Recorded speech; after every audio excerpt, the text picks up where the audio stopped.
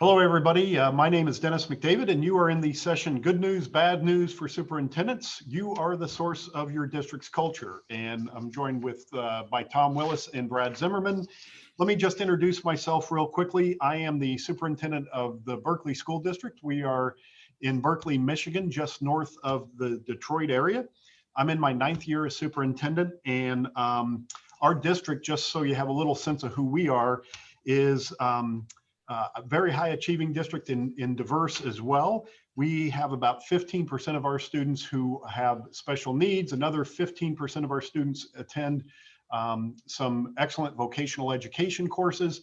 And about 70% of our kids graduate with at least one AP experience, so one class with an advanced placement. Just real quickly, because this will become important as we move on, when I interviewed for my job with the board more than 9 years ago, I promised the board 3 things if they hired me. I told them, you can expect hard work, that no one's going to outwork us. You can expect progress on a broad range of things, because I knew I could control both my hard work and the progress we'd make, at least control that to some extent. And I also promised them we would make mistakes. And I think that was important to acknowledge that we were going to make mistakes. And I think it was also important for the whole district staff to understand that mistakes were okay, and they're the kind of thing that help us move and grow. So with that, I'll turn it over to one of my colleagues here. Thanks, Dennis. My name is Tom Willis, and thanks for joining us today. It's an honor to be here. I'm a former superintendent in the city of Detroit. Actually, I was there with the school system for about 5 years and really enjoyed my time. I miss the kids a lot. But one of the things that I really wanted to do was to help more schools figure out how do we tackle this culture thing. You know, we talk a lot about culture, but it's really hard to wrap our hands around it. And what we hope that you'll gain from today's session is some insights on how do you go about creating a high-performing culture? How do you go about improving the results and creating a really strong team that we've been doing now for, my business partner's been doing it for over 30 years. I've been doing it for about 5 years now, and just really enjoy the work. So thanks again for joining us today. I'm Brad Zimmerman, and I'm that business partner that Tom just referred to. Also, Dennis and I are going to kind of be running most of this, and Tom is now going to blend in the background, but we wanted to get his face out there because he's a lot prettier than I am. So let me share screen here, and we'll bring up, we do have some graphics to go along with our discussion with you.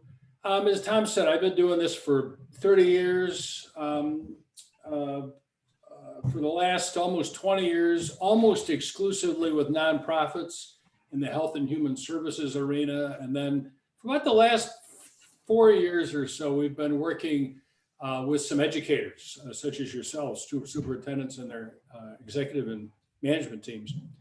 And just a little story, you know, about 7 years ago, I was sitting talking to a close friend of mine who is a psychologist. And he was telling me that as soon as he got into psychology, which was about 10 years prior to that, that the court system came after him. They wanted him to do court-ordered group work with male perpetrators of domestic violence. I always get that kind of wrong. Sorry, I'm playing with the picture here too. So he said no, because they're a rough group.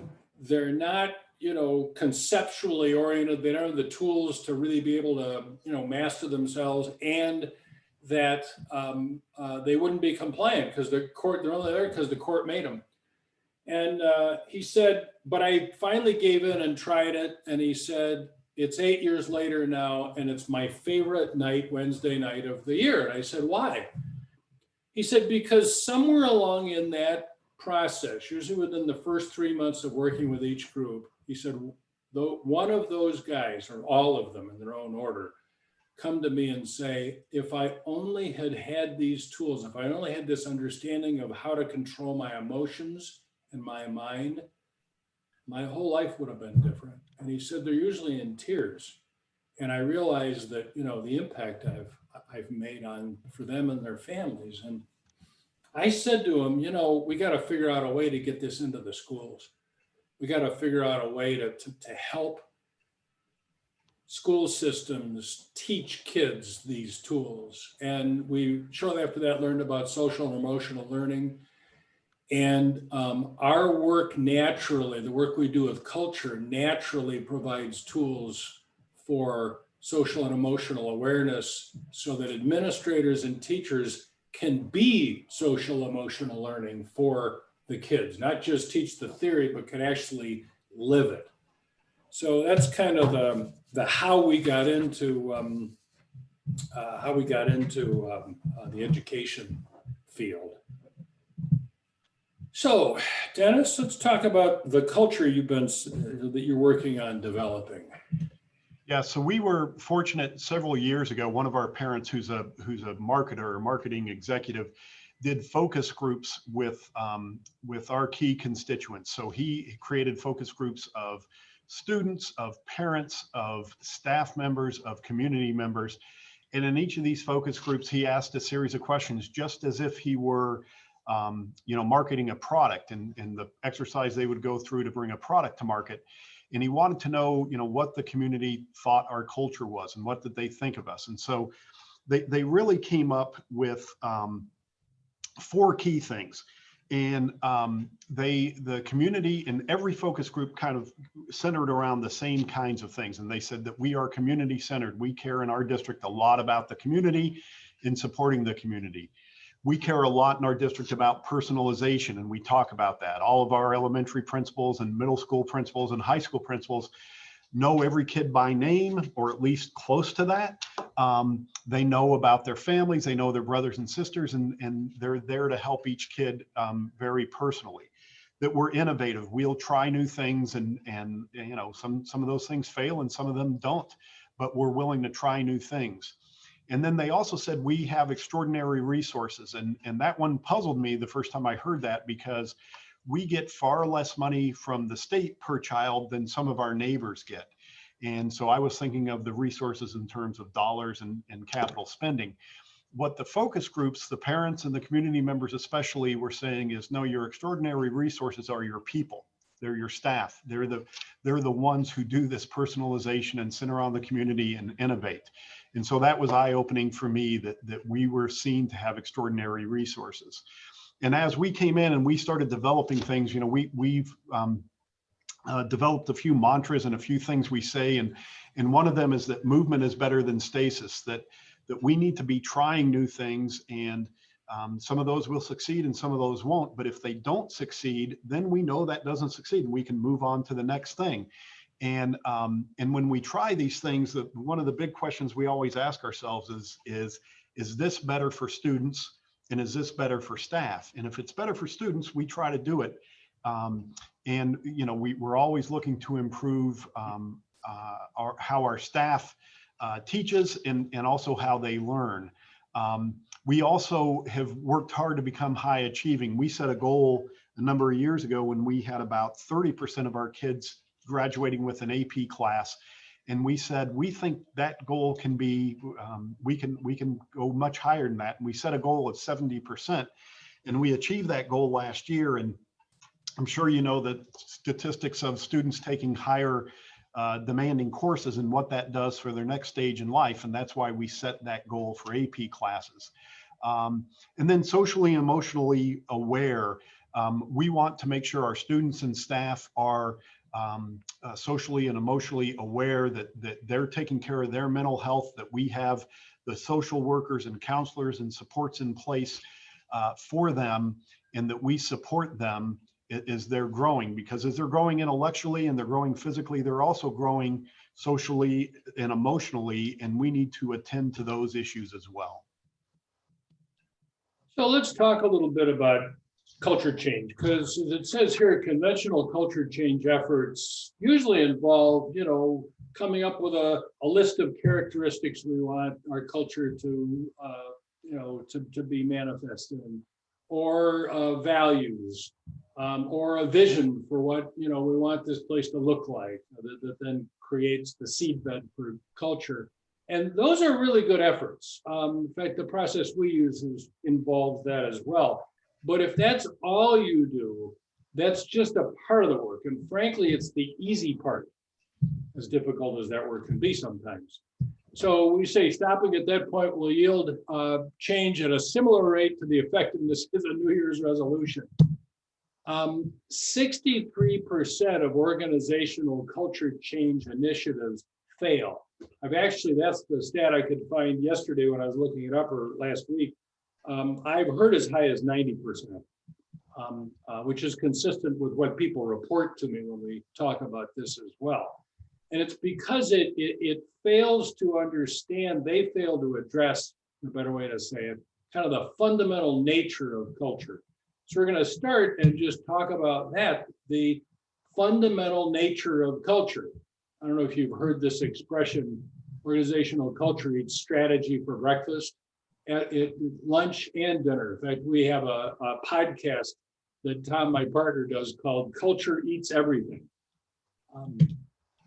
So what is culture? So when you think about culture and the definition, not your culture or what are the attributes of your culture, but when you think about the definition of culture, what do you think of? How would you define culture? Dennis, how would you, if you were to take a whack at sort of a definition, what do you think comprises culture? Well, one of the things we think about is how do people feel when they enter one of our schools or when they enter central office? How are they treated? How are they approached? Are people helpful? Do people go out of their way? What do our students say about us when they go home? What do our parents say? How many parents attend events? So we kind of think of it as those things, and we've really thought of it as really sort of hard to define, that it's almost a cloud that's really hard to pin down.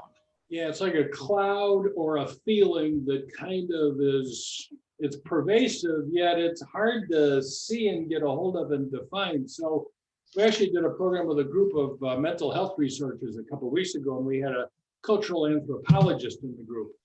And she gave us the really great definition.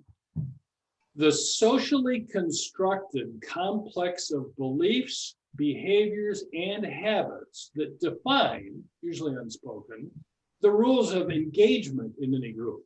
So culture creates the rules of engagement. It's what we can talk about. It's what we can't talk about. It's, do we avoid conflict? Do we address conflict? Do we talk about the difficult stuff? Do we avoid those kinds of things that nobody hangs up a sign and says, here are the things you can and can't talk about. It's socially constructed. It gets worked out socially as a co-creation among people. And when you enter a culture, you slowly become acclimated to it and just kind of conform to the cultural norms in order to fit in without even thinking about it.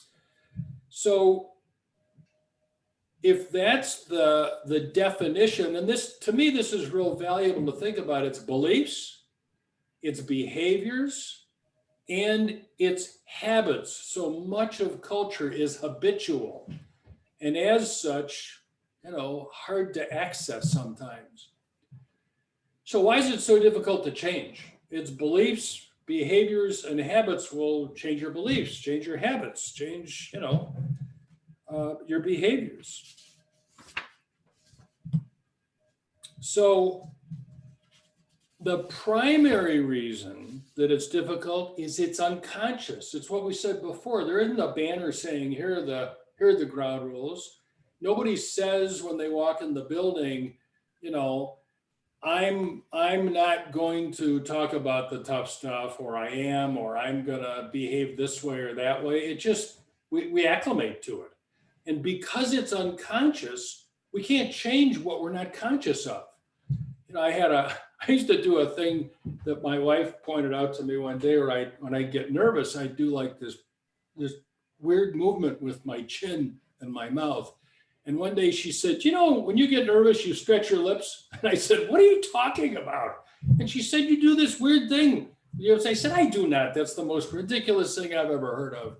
And And one day she took a picture of me when I wasn't looking, and she got me like mid lip stretch, like this.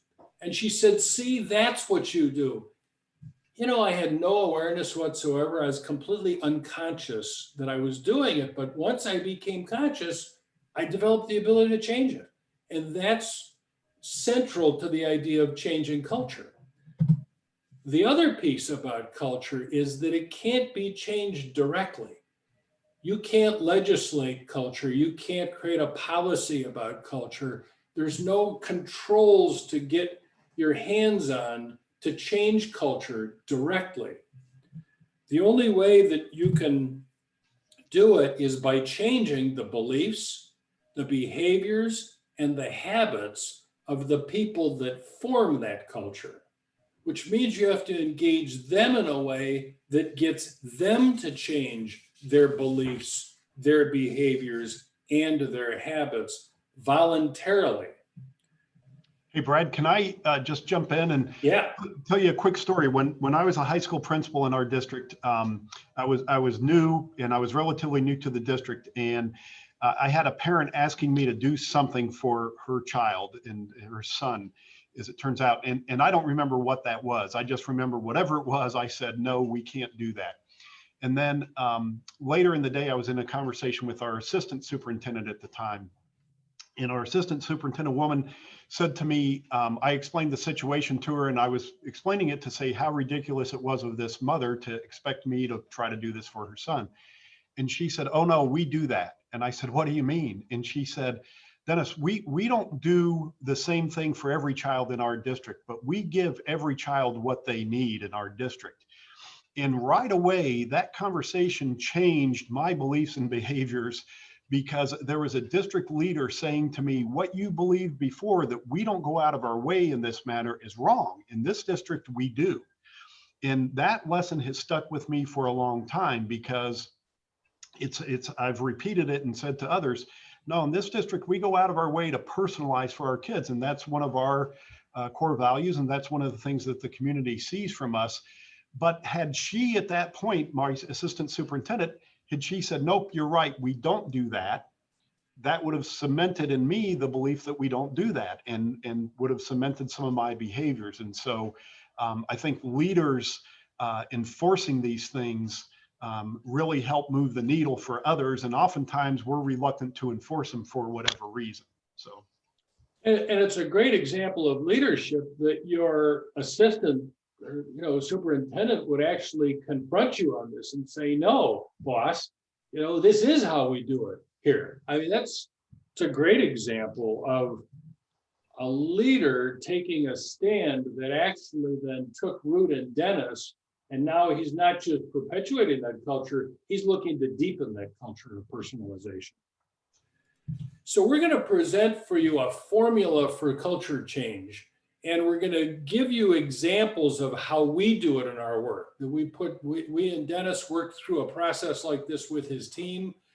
But we're presenting it for you in a way that hopefully you can get it and you can apply it yourself. So this is kind of intended to give you here are the steps, and then we're going to walk through the steps so that you can do a DIY culture change. So the first thing, makes sense, is define the beliefs required for culture change. And we'll talk about those in a minute. But what are the foundational beliefs that in order to change any culture, we have to instill in people? The second thing we need to do is make conscious the characteristics of the existing culture. Again, if we're not aware of what we're doing and how we're behaving, we can't change it. Thirdly, make conscious the leadership characteristics of the leadership team. Leaders are the ones who create the cultural tone. They are the font, if you will, of culture.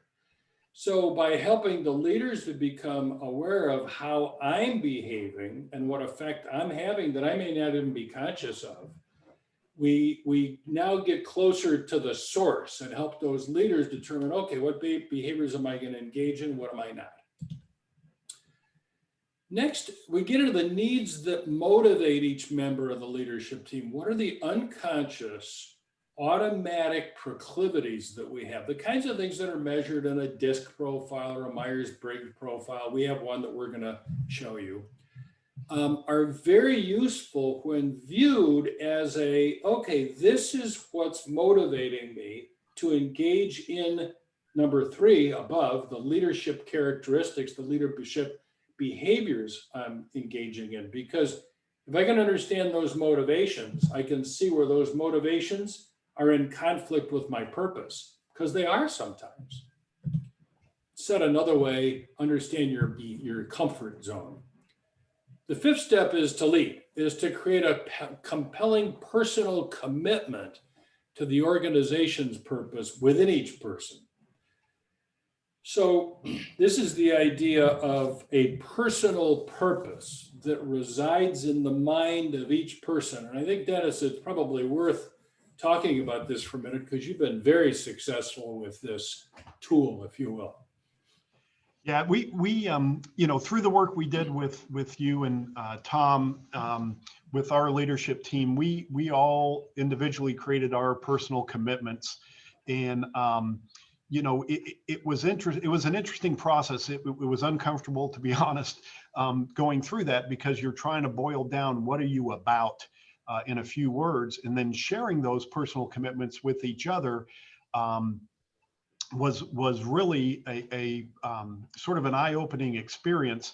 And what you all helped us see from there is how we help each other hold each other accountable for those personal commitments.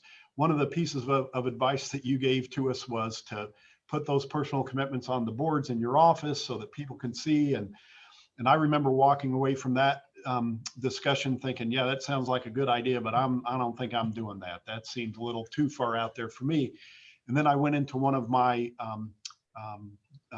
cabinet members' office a day later, and she had her personal purpose up on the board. And I said, oh yeah, I see your personal commitment, personal purpose is up on the board. And she said, well, yeah, that's what we're doing, isn't it? And I said, oh yeah, of course it is. And then I immediately went back to my office and put mine up. And what's interesting is people will come in my office and look at that, and they sort of nod their head like, yep, that is what you're about. And that's a good thing. And it helps us to hold each other to those commitments. And it seems like a really simple thing, but it's a really strong thing. It's really compelling that when you understand why other people are doing the jobs they're doing and their personal commitment to those jobs and to our organization's purpose and to our kids, that we share many of those commitments, many of the same perspectives, and then we can build on that and make each other stronger and hold each other accountable. So that was really compelling and really done in a way that has helped propel us forward as a district. And you guys have talked about it enough that people not on the executive team and on the leadership team too are starting to have talked about that, are taking it on as their own, which this is really important in the context of culture change, because every high performing culture has as its foundation, it's the purpose of the organization. Any culture change effort that's focused on anything other than the purpose of the organization and advancing that purpose is going to take you off purpose, obviously. So having people really get in touch with their personal commitment to the organization is crucial as a motivator to change. And then the last step is to foster peer coaching. We all need support in creating new behaviors that create the new culture. And that's not easy for we human beings. We are creatures of habit, as they say. And so if Dennis and I work together and he's willing to coach me when I tend to dominate a meeting, let's say, and he's willing to say, Brad, hang on a minute, we need to hear from more people, or you need to let more people participate, or whatever. He's willing to coach me in the moment. That's what supports me in changing my behaviors. And that's a coaching culture where peers can coach one another. So what beliefs need to be established to change the behavior and habit? The first one should be obvious, just from the the graphics that we've got up here. You know, Carol Dweck's idea of a fixed versus growth mindset helps people to realize, you know, I can't tell you how many times we've heard people say, well, that's just the way I am. You know, I just am very detail oriented and I'm very quiet. It's just the way I am. And our point to them is, yeah, but you can grow new capabilities. You may be comfortable being very quiet, but you can be very engaging, very social. You have that capability if that's required for your job. So this idea of growth versus fixed mindset has been really, really helpful, just having people read the book to get ready to do this work. So that's probably the most foundational belief that's been helpful. The other one is what we were just talking about, this commitment to a personal purpose. It sets up what I think of as sort of a tug of war. You know, am I going to do what's comfortable? Am I going to act out of my comfort zone? Or am I going to act in concert with my purpose here, the organization's purpose? And there's always kind of a tension between those two. I actually have to choose between those two. Which guy is going to win in that tug of war? Yeah, Brad, you know, we had our district read Growth Mindset for our staff members and read it. And what was interesting to see was people thought, yep, this is a great idea for our kids. You know, they need to have a growth mindset. It was harder to get the adults to apply it to ourselves and think that we all need to adopt a growth mindset as well. And, you know, I'll tell you, I came across something the other day that Michelangelo, probably one of the brightest, most accomplished, most intelligent people ever on the face of the earth, at 87 years old was quoted as saying, "I'm still learning." So, you know, an artist, a sculptor, a writer, an inventor, and he's still learning. He didn't call it a growth mindset, but that's what he had. And it's critically important for all of us to adopt that and get that through our organizations as well. Sorry. So obvious, we've talked about this. We'll just change our behavior. Well, you got to make it conscious, and you got to start at the organizational level. And I'm going to dance you through rather quickly some slides that show you. We use a survey in order to get people's perceptions of the culture. But then the value of the survey isn't to look and see what it is. The value is to sit down then with the leadership team and talk about, how does this compare to what we want it to be? What are we doing that's leading people to these conclusions? So we're going to high spot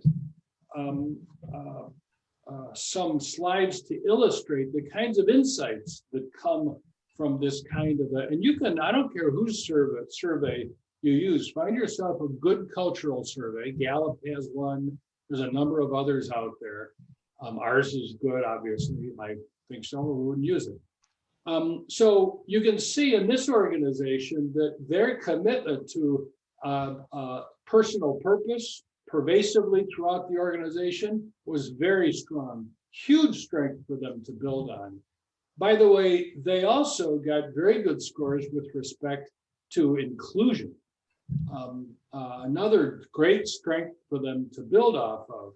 But as we talked through this, we came to this one and realized that people don't openly discuss issues. People aren't willing to be vulnerable. This is not Dennis's organization. This happens to be a social services organization that we were working with at the time, or that we worked with recently.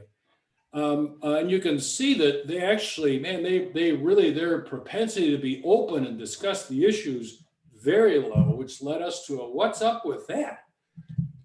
Well, we got down to they saw that psychological safety, the people feeling safe challenging the status quo, people admitting mistakes, being willing to admit mistakes, and people being able to just express themselves openly without the fear of negative consequences, also very low. They couldn't figure it out. They're a bunch of social workers, and they're the nicest group of people you'd ever meet in your life. I mean, this isn't like some tyrannical group of people that's, you know, the beatings will continue until morale improves. Well, what we got down to, we looked at what we call universal detractors, and one of them is drama. What we saw was that they had a tendency to be very like every problem was a catastrophe. So everything got real serious, very dramatic. Oh my God, there's a horrible problem. Also, that they would gossip about one another. When they get upset with somebody, you know, the kind of stuff we get upset about with people in work, they would go and talk to their friends about it and they wouldn't address it one-on-one with that person. So there was lots of gossip going on that left people feeling like, geez, if I do anything or say anything, then I'm going to get gossiped about. And they had a tendency to complain about issues rather than addressing issues. And when they realized this, they saw, wow, we gotta figure out what's behind this gossip and catastrophizing and complaining rather than addressing issues head on. We got to get to the heart of this and turn this around, because this is the root cause. And when you can get down to root cause behaviors like this, those are the levers you can use to change many, many, many aspects of your culture. You can imagine in this scenario, if you improve psychological safety, it improves openness, it leads to better cooperation, it leads to better teamwork, better outcomes. It has this huge cascading effect. So who sets the standard for behavior in an organization? The head penguin. I love this. This leads by example, whether he intends to or not, or she intends to or not. We are always leading as the leader of the organization. People are always watching. They're always taking their cue, which when I learned this as a CEO, it scared the heck out of me to realize that I had that kind of, responsibility. And many of you already know this, but it bears underlining. So I mentioned Disker-Myers-Briggs earlier. This is what we call the default success strategy graph. And this happens to be Dennis's. And it plots 4 areas: your need for control, your need for interaction, your need for stability, and your need for perfection. So these are unconscious needs that are motivating you to behave in the ways that you behave. And they're completely malleable. You can develop new areas. So Dennis, what did you learn from this? What were the insights that you had that were important in your culture change efforts? Yeah, so the first thing, I think the language that you just used, default success strategy. So, one of the things we learned is that we all have these success strategies that are defaults, that we just do them. It was the unconscious actions that you were talking about before. We just do them, and part of the reason we do them is we've been successful with them, and they have led us to the positions we have, and they help us be successful until they're not enough. And then that's what we need to think about. And so for me, when I did this, this graph shows that I've got a high need for perfection, which I think is important. It's a good success strategy when you're running a district, that things need to be as close to perfect as they can be. Where it tends to fall apart is when you need to take a little more risk and maybe make a decision before you have all the answers, and you get a little wiggy or a little uncomfortable because I need perfection. I need to know I'm right. I need to know we're doing all the things as an organization to make us right before we move on. And so this helped me sort of understand that, yep, perfection's important, but taking some risk is important. Being a little more open is important as well, in that if I can do those things, that's going to help me and the organization be more successful. And as Brad said, as a leader, whether we like it or not, I think it's true. People are watching what you do and how you behave. And so embracing things, trying to continue to learn, trying to continue to have a growth mindset, which means you're doing some things that are uncomfortable as you move forward. Everyone's watching that and seeing how you behave. And so for me, this just highlighted something I sort of knew, but had never really thought about. And it's made it more conscious for me. So I'm more aware of that. and am therefore more willing to kind of push my graph to the other side and take some more risk on occasions. Yeah, and you can get that if Dennis is very focused on everything being perfect, his team is going to follow that lead, and it flies directly in the face of you have permission to make mistakes. So he's saying one thing, but behaving in another way, not even being aware that he's doing it. And he became aware of it. This is his team's composite, his cabinet's composite score, which we showed them. And we asked the question, what kind of culture would this lead to? And Dennis, we've got to do this kind of quick because we've got like 4 minutes left, okay? Okay. But what were you guys put this up on your wall and you've used it sort of as a reminder. How has it reminded you to move forward? Yeah, I mean, clearly we're high in the need for perfection and stability. And I think that's going to be pretty indicative of most schools and most school districts. There's a reason teachers get into schooling and then teachers become principals and et cetera. And so we hung this chart on our wall in my office. And when we have our meetings, often one of my team members will say, hey, that may be right, but I want to push us into this other area. We need to get up in this upper right-hand quadrant a little bit and think about things from that lens. And so this has really helped us understand where we all are and helped us understand that, yep, that stuff is great. We're successful being here. How much more successful can we be if we push this a little bit and get into other areas that might be a little more uncomfortable for us? Yeah, we need to operate on this one a little lower need for stability and take the risk of making a change, even though we're not exactly sure how it's going to work out, and operate more up here in the control quadrant, even though it's uncomfortable. So a very intentional sort of way of being and a check. So we talked about how helping people get in touch with their purpose is what fuels this. It's the fuel. It is the job of leadership. And the distinction we make about this, I mean, you'd say, well, of course, that's leadership. But an important distinction here is that it's about establishing within the mind of each employee, each person on the team. You're literally, the medium you're working on is their imagination, a belief in and commitment to the purpose of the organization that they take on personally. Writing a mission statement doesn't do that. Posting a mission statement doesn't do that. Going away with a consultant like us to write one doesn't do that. What does that is constant discussion about how is what we're doing today advancing our mission? What is our purpose? Why are we doing this in the context of it's about the kids? It's the day-to-day conversation to keep in people's mind the why behind what we're doing. Dennis, what do you want to add to that? I think understanding everyone's personal purpose and why they're there and sort of reflecting on that and helping them reflect on it. And I also think that, you know, part of this leads to holding people accountable to do the right thing. And that can sound harsh and people don't like to have those conversations, but when you can coach each other, and people on my team coach me all the time, and I'll go to them and say, give me a little coaching on this. I need a little help. When you do that and establish that in your organization, it just helps the organization move forward at a much faster pace.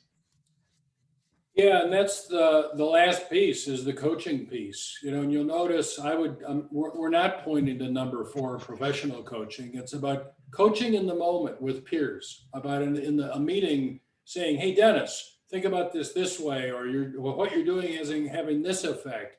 It's about coaching your people, management coaching, mentoring conversations, team coaching. It's about developing that culture where we're kind enough to each other to help each other be more effective, rather than nice, you know, just social grease. So we realize this has been a really fast tap dance through this. It's a 40-minute deal. If you'd like to get some of these tools, you know, this system we just showed you that showed Dennis's default success strategy is part of a 38-page workbook that we make available. It's an online assessment or online tool. You go, you do it, you download it, and it immediately, as soon as you finish the profile, it immediately downloads to you. You can print it up. Very effective tool. We're offering one of those to each of you, no charge, no strings. If you don't want to hear from us again, great.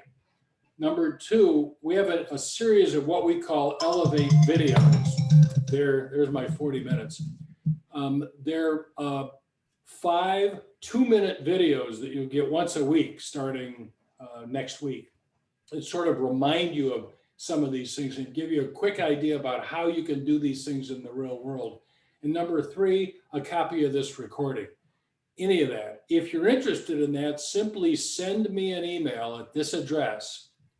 Simply say ICS in the body or whatever you want to write. In fact, I suggest you pull your phone out right now if you're interested before you get into the next workshop, and just drop me an email and say ICS or whatever you want to say in the body, and we'll send you the links that you need to access all of this information.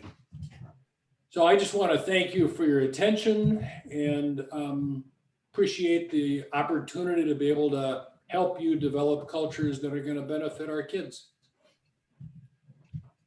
Same, thank you.